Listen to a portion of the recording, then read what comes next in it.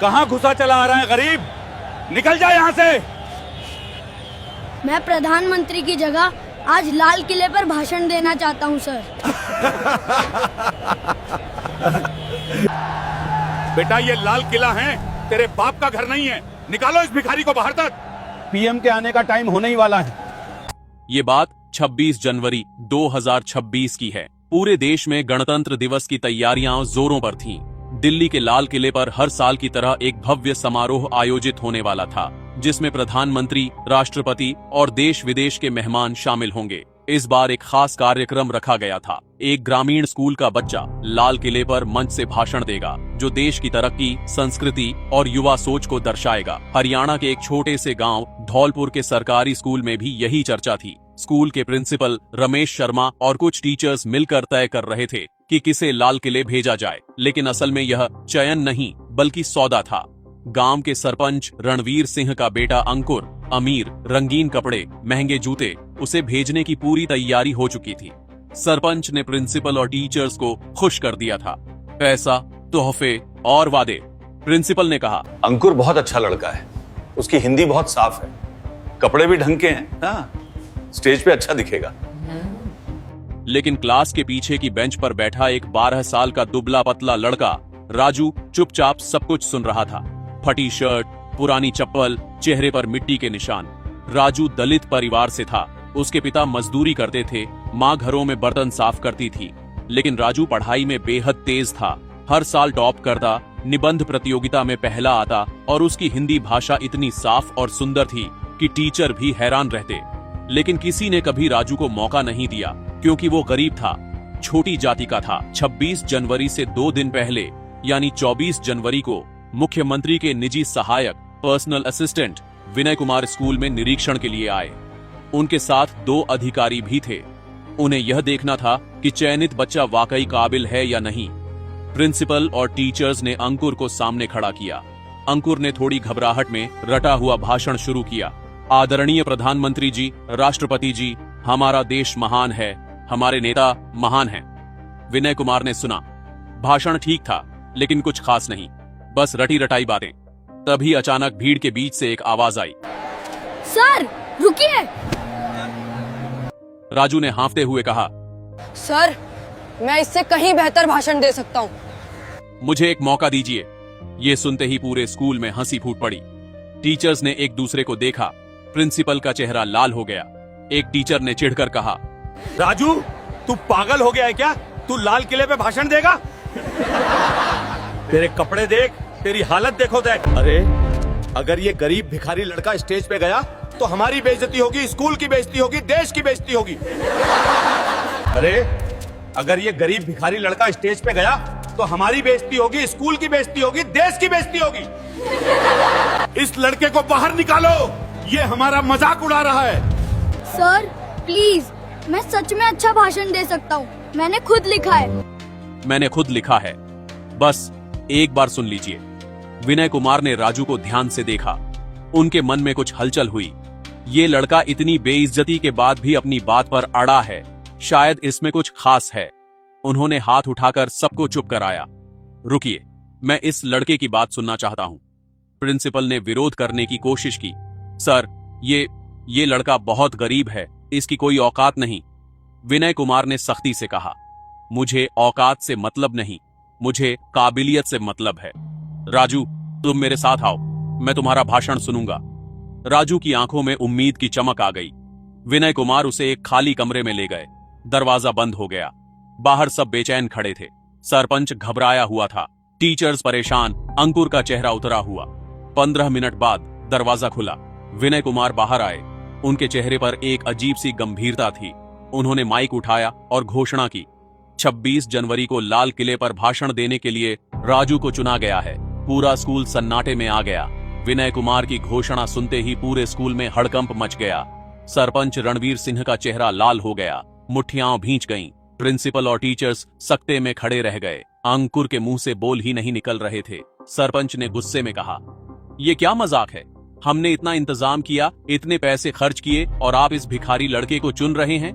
विनय कुमार ने शांत लेकिन सख्त आवाज में जवाब दिया, सरपंच साहब, मुझे पैसों से मतलब नहीं, मुझे सिर्फ उस भाषण से मतलब है जो देश के सामने जाएगा, और मैंने राजू का भाषण सुना है, वो असली है, सच्चा है और दिल से लिखा गया है, इसलिए फैसला हो चुका है। एक टीचर ने हिम्मत करके पूछा, सर लेकिन इस लड़के ने आखिर ऐसा क्या लिखा है जो आपको इतना पसंद आया? विनय कुमार ने मुस्कुराते हुए कहा, वो आप 26 जनवरी को सुनेंगे, पूरा देश सुनेगा। अभी मैं सिर्फ इतना कह सकता हूँ, ये भाषण सिर्फ तारीफों का नहीं है, ये भाषण सच का आईना है। सबके मन में सवाल उठ रहे थे, आखिर इस गरीब लड़के ने क्या लिख दिया? लेकिन किसी को जवाब नहीं मिला। सरपंच का षड्यंत्र और राजू की चिंता उस रात। सरपंच ने प्रिंसिपल और कुछ टीचर्स को अपने घर बुलाया। गुस्से में बोला, ये राजू हमारी इज्जत मिट्टी में मिला देगा, इसे किसी भी तरह रोकना होगा। एक टीचर ने कहा, सरपंच जी, अब तो फैसला हो चुका है, हम कुछ कर नहीं सकते। सरपंच ने व्यंग्य से कहा, कुछ नहीं कर सकते? चलो कम से कम इसे परेशान तो कर सकते हैं ना। स्कूल में इसका मजाक उड़ाओ, बाकी बच्चों को कहो इससे बात मत करो, इसका आत्मविश्वास तोड़ दो। अगर ये डर कर खुद पीछे हट गया तो फिर अंकुर को मौका मिल जाएगा। अगले 2 दिन राजू के लिए बहुत मुश्किल थे। स्कूल में बाकी बच्चे उससे दूर रहने लगे, कुछ उसका मजाक उड़ाते, अरे भिखारी, लाल किले पर क्या बोलेगा, भीख दे दो, तेरे कपड़े देखकर लोग हंसेंगे, पीएम भी हंसेंगे। कुछ टीचर्स भी उसे नजरअंदाज करने लगे, लेकिन राजू ने हार नहीं मानी। रात को अपने छोटे से घर में मिट्टी के तेल की लालटेन की रोशनी में वह अपना भाषण बार बार पढ़ता, अभ्यास करता। उसकी मां ने एक दिन पूछा, बेटा तू इतना परेशान क्यों दिख रहा है? राजू ने कहा, अम्मा, लोग कह रहे हैं कि मैं गरीब हूँ, छोटी जाति का हूँ, इसलिए मुझे मौका नहीं मिलना चाहिए। लेकिन अम्मा, मैं सिर्फ अपनी बात कहना चाहता हूँ, सच कहना चाहता हूँ।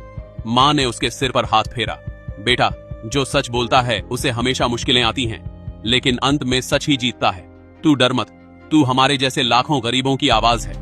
राजू की आंखों में नया जोश भर गया। 26 जनवरी की सुबह दिल्ली की यात्रा।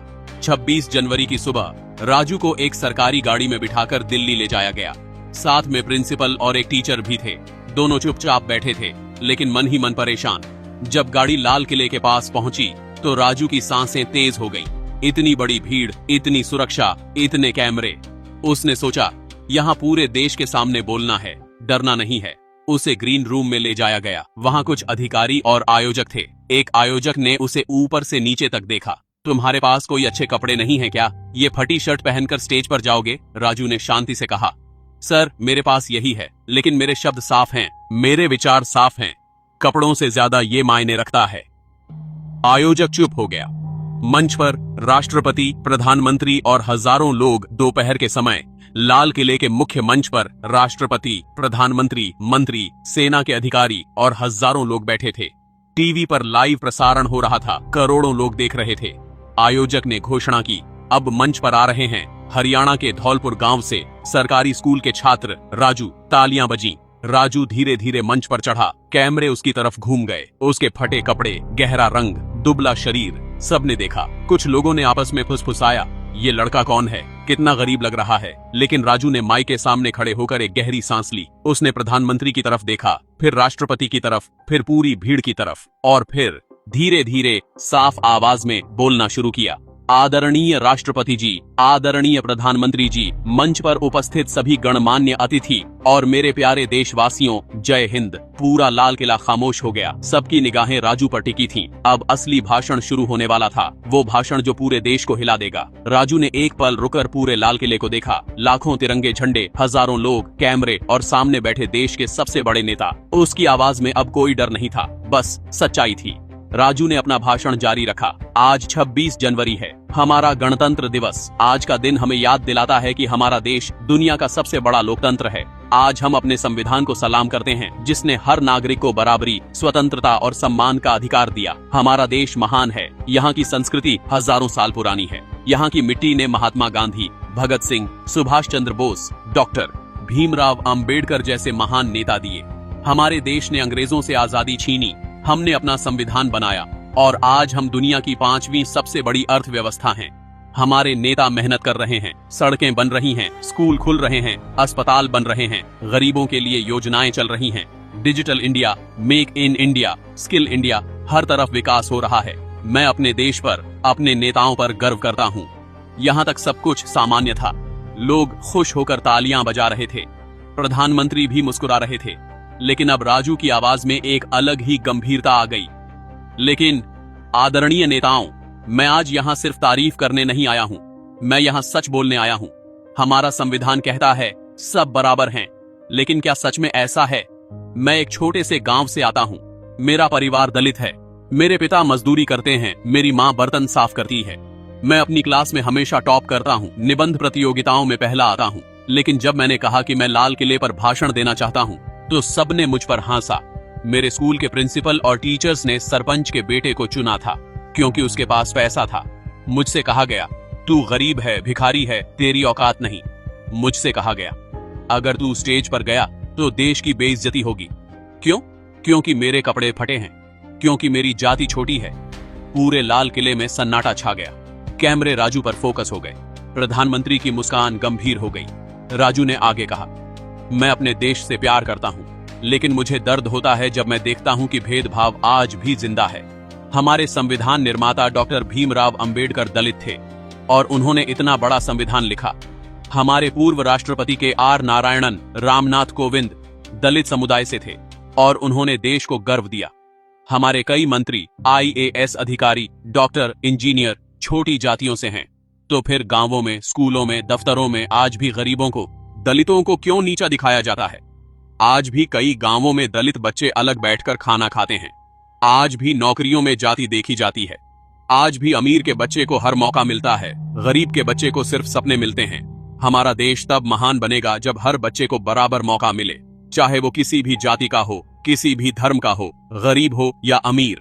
मैं आज यहाँ सिर्फ इसलिए खड़ा हूं क्योंकि एक ईमानदार अधिकारी ने मुझे मौका दिया। अगर वो भी मेरे कपड़े देखकर हंस देते तो आज मैं यहाँ नहीं होता। तो मेरा देश से, अपने नेताओं से, अपने समाज से एक ही निवेदन है, गरीबों को, दलितों को, पिछड़ों को मौका दीजिए, उन्हें सम्मान दीजिए, उनकी काबिलियत देखिए, उनके कपड़े नहीं। जय हिंद, जय भारत, जय संविधान। राजू ने हाथ जोड़े और माइक से पीछे हटा। कुछ सेकंड के लिए पूरा सन्नाटा रहा। फिर अचानक प्रधानमंत्री खड़े हो गए और जोर से तालियां बजाने लगे। उन्हें देखकर राष्ट्रपति भी खड़े हुए। फिर मंत्री, फिर सेना के अधिकारी, फिर पूरी भीड़, सब खड़े होकर तालियां बजाने लगे। करोड़ों टीवी देखने वाले लोगों की आंखों में आंसू थे। प्रधानमंत्री मंच पर आए, राजू के कंधे पर हाथ रखा। बेटा, तुमने आज वो कहा जो कहना जरूरी था। तुमने सच का आईना दिखाया। मैं वादा करता हूँ, हम इस भेदभाव को खत्म करने के लिए और सख्त कदम उठाएंगे। तुम्हारी आवाज पूरे देश तक पहुँच गई है। राष्ट्रपति ने राजू को एक विशेष सम्मान पत्र और अवार्ड दिया। उस दिन के बाद राजू की कहानी हर अखबार में छपी, हर न्यूज चैनल पर दिखाई गई। सोशल मीडिया पर उसके भाषण के वीडियो वायरल हो गए। लाखों लोगों ने कहा, ये है असली भारत की आवाज। सरपंच, प्रिंसिपल और टीचर्स सब शर्मिंदा थे। सरकार ने उस स्कूल की जांच करवाई और भेदभाव करने वालों पर कार्रवाई हुई। और राजू, उसे पूरे देश से स्कॉलरशिप के ऑफर आए। एक बड़े स्कूल ने उसे मुफ्त में पढ़ाने का मौका दिया। लेकिन राजू ने कहा, मैं अपने गांव के स्कूल में ही पढ़ूंगा, क्योंकि असली बदलाव गांवों से ही आएगा। दोस्तों, यह कहानी यहीं खत्म होती है। एक गरीब, भिखारी समझे जाने वाले लड़के ने साबित कर दिया कि असली ताकत सच बोलने में है, दिखावे में नहीं। अगर इस कहानी ने आपको प्रेरित किया हो, अगर आपको लगता है कि हर बच्चे को बराबर मौका मिलना चाहिए, अगर राजू के साहस और भाषण ने आपके दिल को छुआ, तो इस वीडियो को एक लाइक जरूर करें और कमेंट में लिखें, जय संविधान, जय बराबरी। इस कहानी को अपने दोस्तों और परिवार के साथ शेयर करें, ताकि यह संदेश दूर तक पहुंचे कि भेदभाव गलत है और हर इंसान को सम्मान मिलना चाहिए। और हाँ, ऐसी ही दिल को छू लेने वाली, प्रेरणादायक और समाज को झकझोरने वाली कहानियों के लिए हमारे चैनल को सब्सक्राइब और फॉलो करना बिल्कुल मत भूलना। अगली कहानी में फिर मिलेंगे, एक नया सबक, एक नई सच्चाई और एक नया जीवन का पाठ लेकर। तब तक के लिए सच्चे रहिए, निडर रहिए, इंसानियत बनाए रखिए। जय हिंद, जय भारत, जय संविधान।